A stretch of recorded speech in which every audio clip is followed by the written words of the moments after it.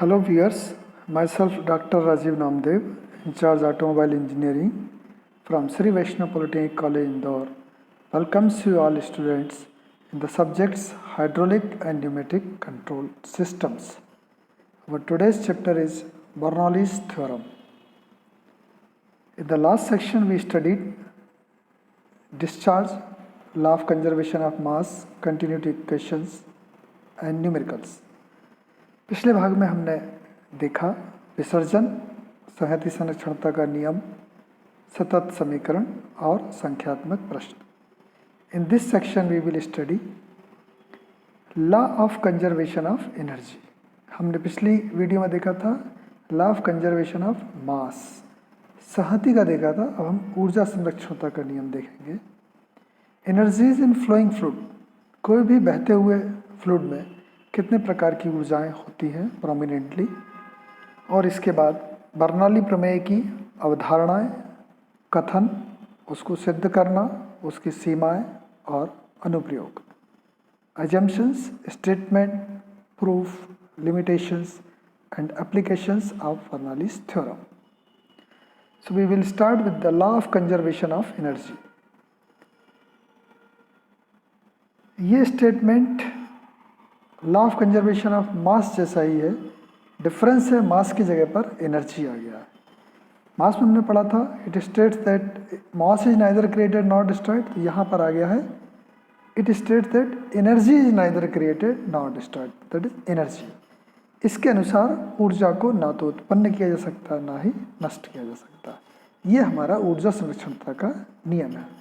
आपने गौर किया होगा कि सतत समीकरण जो थी वो आधारित थी संहति संरक्षणता पर और continuity equation was based on law of conservation of mass, जबकि बर्नौलीज थ्योरम जो है that is based on law of conservation of energy या ऊर्जा संरक्षणता के नियम पर आधारित. So what is energy? The question arise that what is energy. So the capacity to do work is known as energy. कार्य करने की क्षमता को हम ऊर्जा कहते हैं.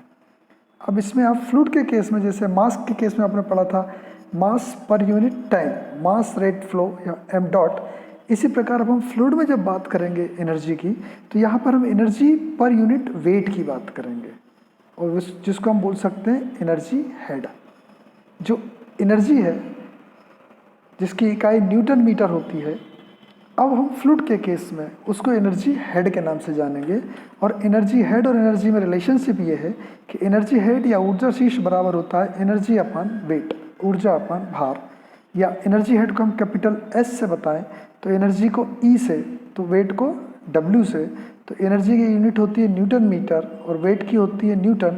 तो न्यूटन से न्यूटन कैंसिल हो जाएगा, यहाँ पर आएगा मीटर.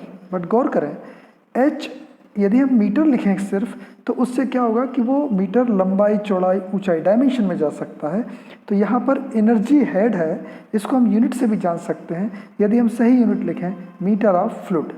फ्लूइड का मतलब यह है कि सपोज यदि आप पानी का निकाल रहे हैं तो it will be metre of water. Mercury से निकाल रहे हैं it will be metre of mercury. मतलब फ्लूइड का नाम आना चाहिए.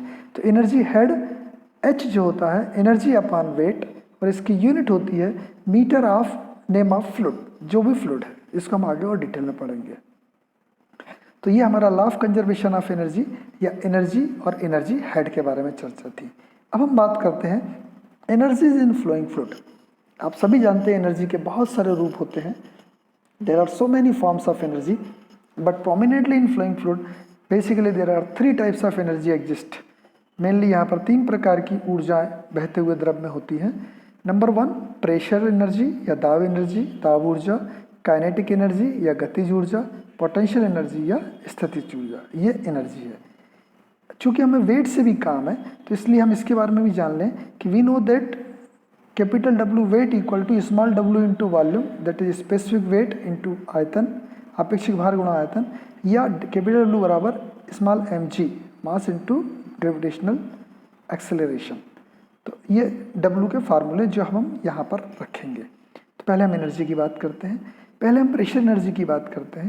तो प्रेशर एनर्जी जो होता है दैट इज फ्लो वर्क के नाम से भी हम जानते हैं इसको, प्रवाह कार्य के नाम से. इसका फार्मूला होता है pressure into volume, p into v, energy pressure. अब आप यूनिट देखें क्या ये p into v newton metre में आता है, तो P की यूनिट होगी न्यूटन पर स्क्वायर मीटर, V की होगी क्यूबिक मीटर, तो आपको यूनिट मिल जाएगी न्यूटन मीटर। मतलब प्रेशर एनर्जी का फार्मूला हो गया P इंटू वी।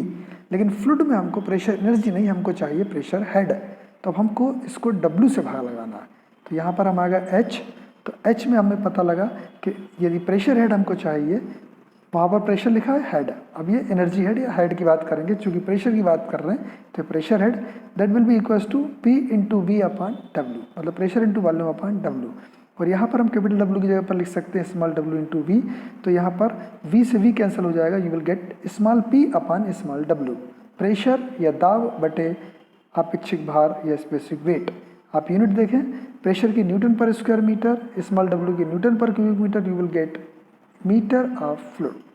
तो यहाँ पर इस स्टेटमेंट से आपको पता लगा कि प्रेशर एनर्जी जो है वो न्यूटन मीटर में है, लेकिन हम फ्लूइड में जो बात करेंगे प्रेशर हेड की या दाब शीर्ष की, उसका फार्मूला होगा रेड कलर में बताए गए हैं H equals to P upon W, और पर्पल कलर में इसकी यूनिट है मीटर ऑफ फ्लूइड।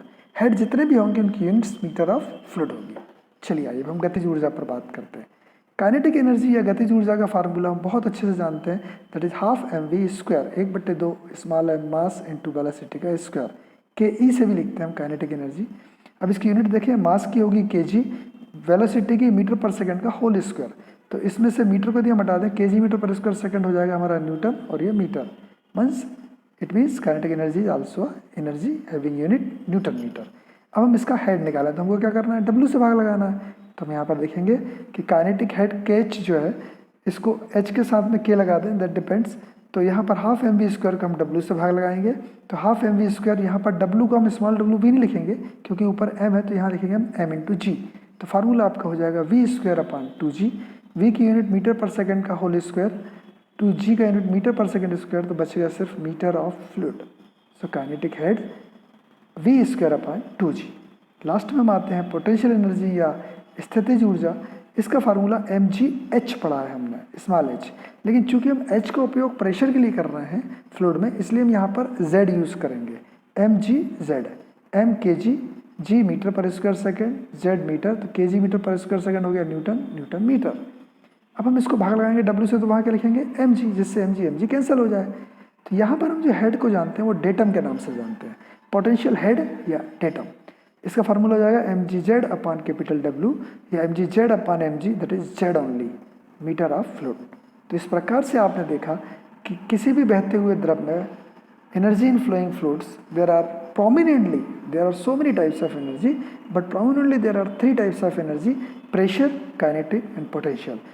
फ्लूइड के केस में हम इनको एनर्जी नहीं बल्कि हम हेड में इंटरेस्टेड रहते हैं, तो हमने जाना pressure head H equals to P upon W, kinetic head V square upon 2g, potential head Z। So in total यदि हम बात करें कि in any flowing fluid the total energy head या कुल दाब शीर्ष जो होता है वो इन तीनों का सम होता है।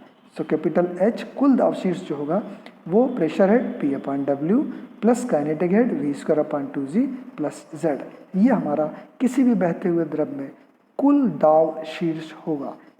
चूंकि दाब शीर्ष है, एनर्जी हेड है, तो इसकी यूनिट न्यूटन मीटर नहीं बल्कि मीटर ऑफ फ्लूइड।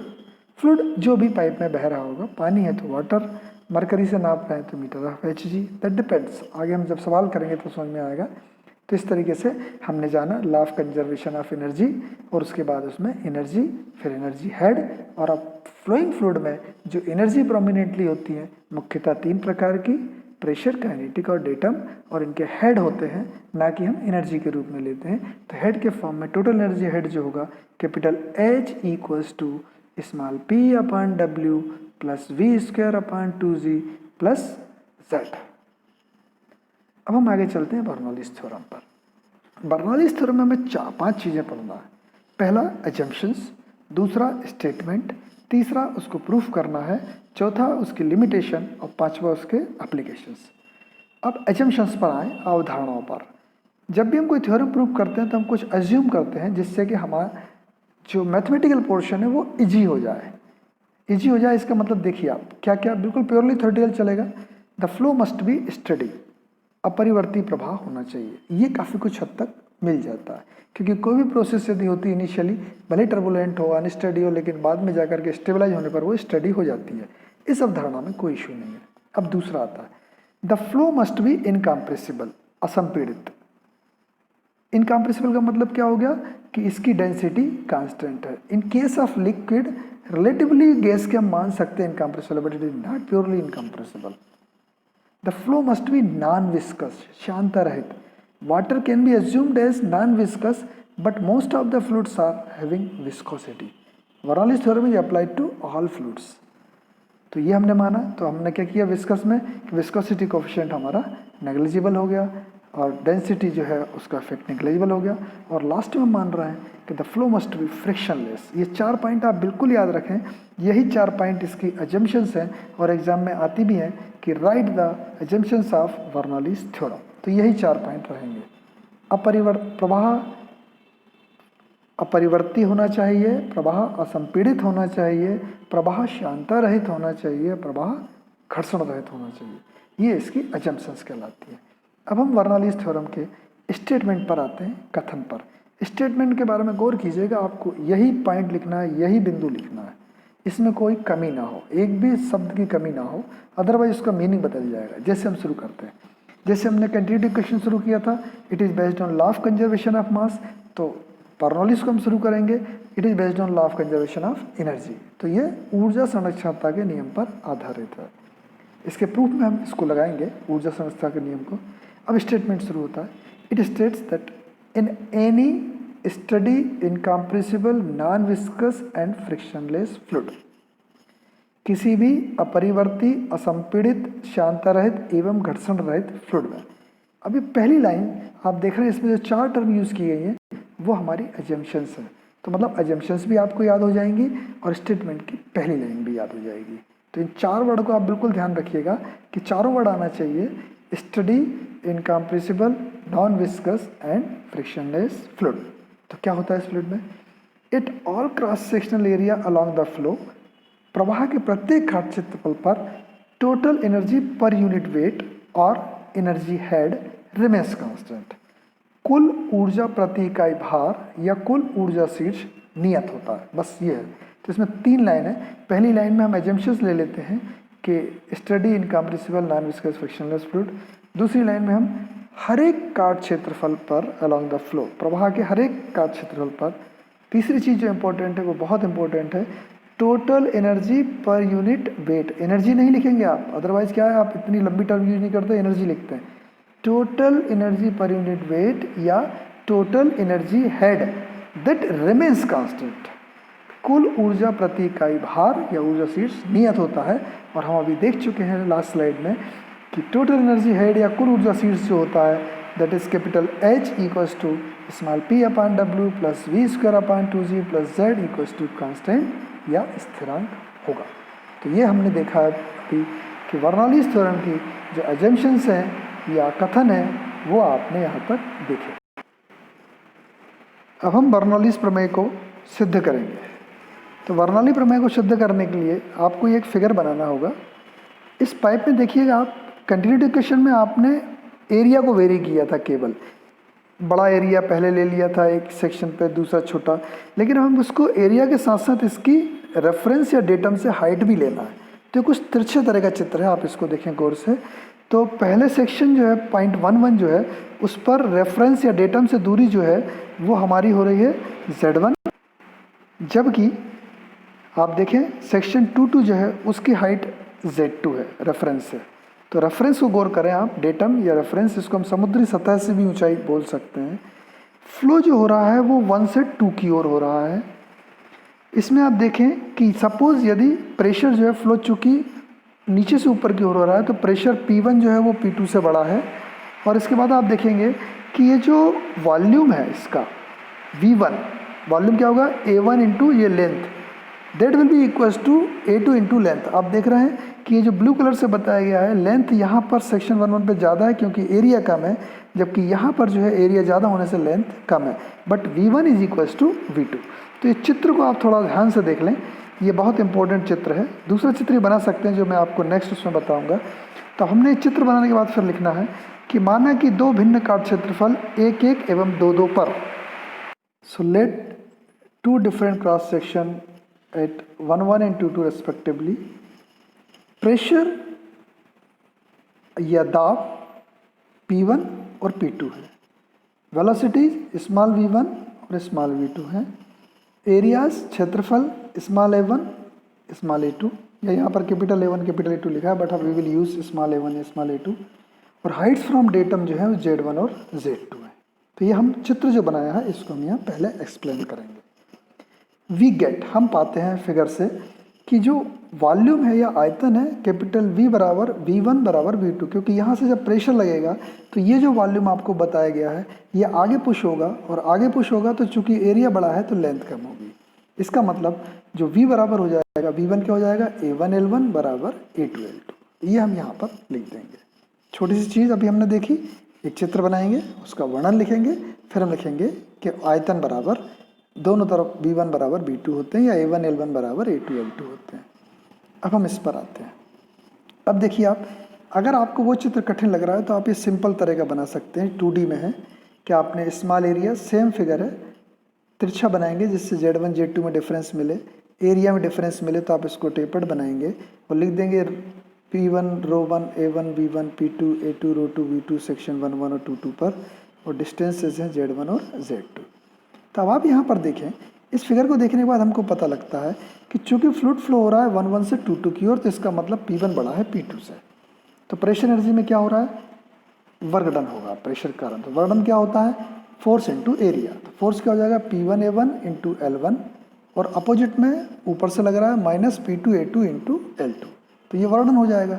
या A1L1 बोले PV1 माइनस PV2, आप वो भी लिख सकते हैं क्योंकि फ्लो वर्क है ये।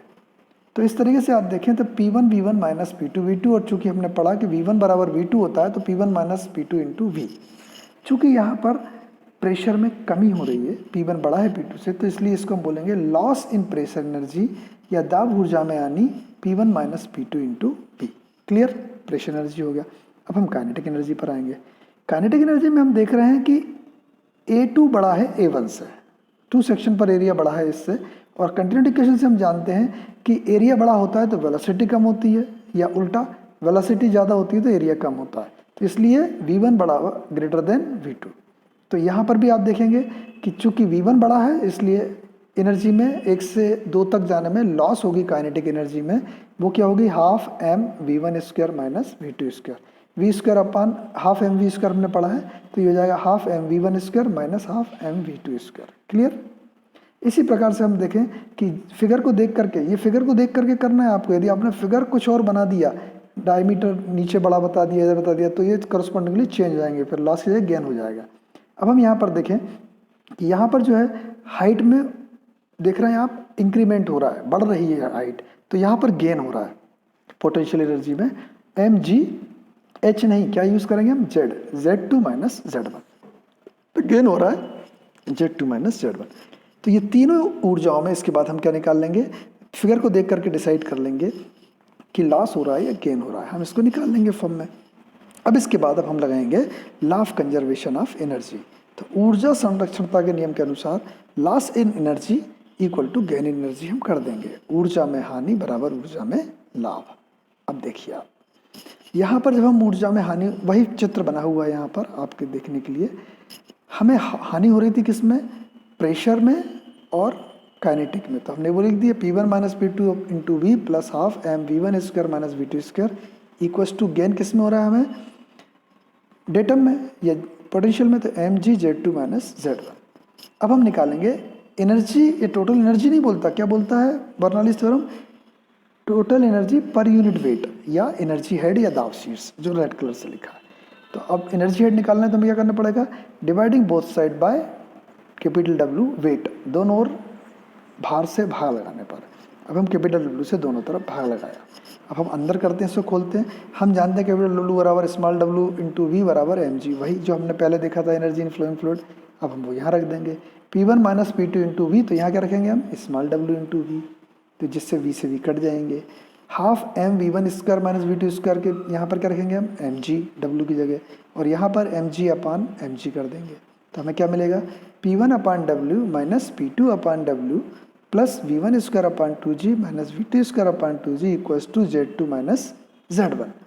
या हम इसको एक तरफ ले आए, प्लस प्लस कर लें, P1 upon W plus V1 square upon 2G plus Z1 बराबर होगा P2 upon W plus V2 square upon 2G plus Z2, या हम इसको लिख सकते हैं P upon W plus V square upon 2G plus Z equals to constant या स्थिरांक।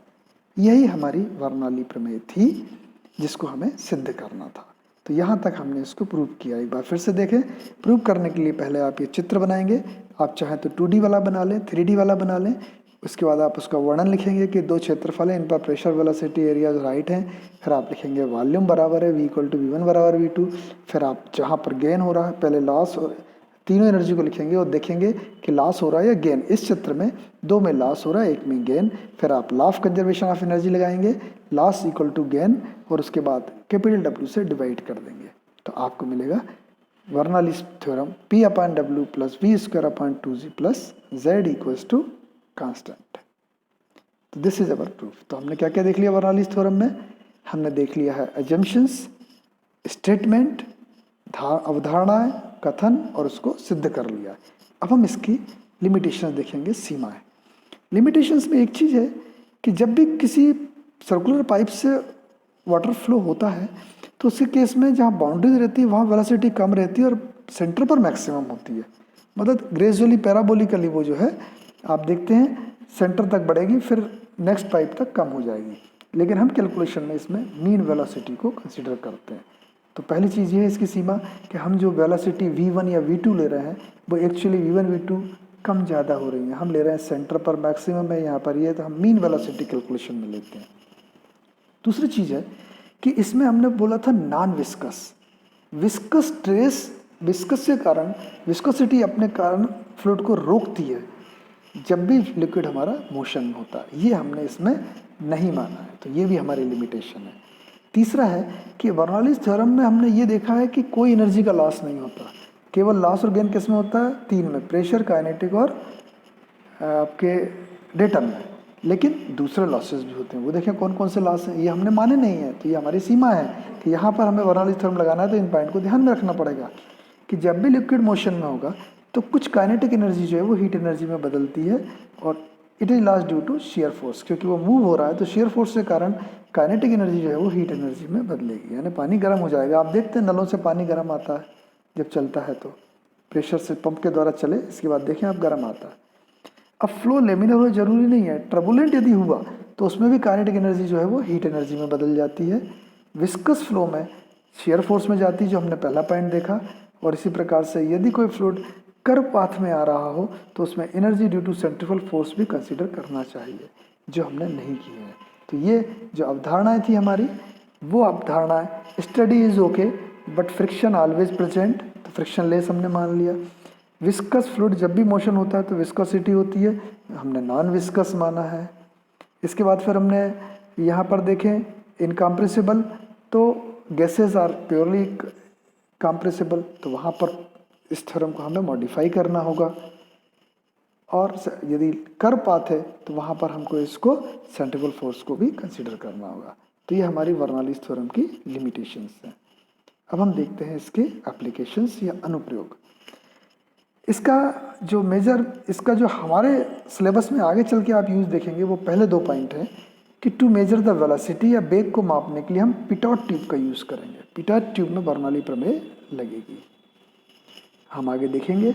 इसके अलावा हम मेजरमेंट करेंगे डिस्चार्ज का। तो डिस्चार्ज मेजर करने के लिए दो इंस्ट्रूमेंट्स हम यहाँ पर देखेंगे, वेंचुरीमीटर या ओरिफिस मीटर।